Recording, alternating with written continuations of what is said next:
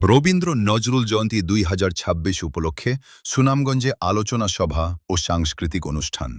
M R সজীব, নিজস্ব প্রতিবেদক। রবীন্দ্র নজরুল জয়ন্তী ২০২৬ উপলক্ষে সুনামগঞ্জে আলোচনা সভা ও সাংস্কৃতিক অনুষ্ঠান অনুষ্ঠিত হয়েছে। আজ বুধবার বিকেল ৫:৩০টায় জেলা প্রশাসন ও বাংলাদেশ শিশু একাডেমি সুনামগঞ্জের যৌথ আয়োজনে শহরের মহিলা কলেজস্থ শিশু একাডেমি মিলনায়তন হলে আলোচনা সভা ও সাংস্কৃতিক অনুষ্ঠান অনুষ্ঠিত হয়। সুনামগঞ্জ প্রেস ক্লাবের সভাপতি অধ্যক্ষ শেরগুল আহমদের সভাপতিত্বে সভায় প্রধান অতিথির বক্তব্য রাখেন অতিরিক্ত জেলা প্রশাসক শিক্ষা ও আইসিটি আয়েশা আক্তার।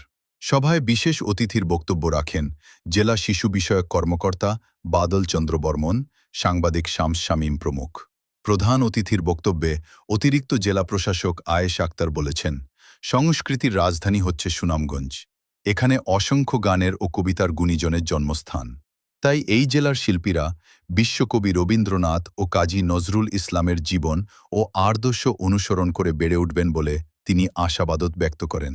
পরে এক মনোরঞ্জন সাংস্কৃতিক অনুষ্ঠানে শিল্পীরা গান পরিবেশন করেন। নিয়ে যাবে তাদেরকে কোনো প্রকার সংকীর্ণতায় যেন আবদ্ধ না হয় সেই দিকটা সচেতনভাবে খেয়াল রাখতে হবে।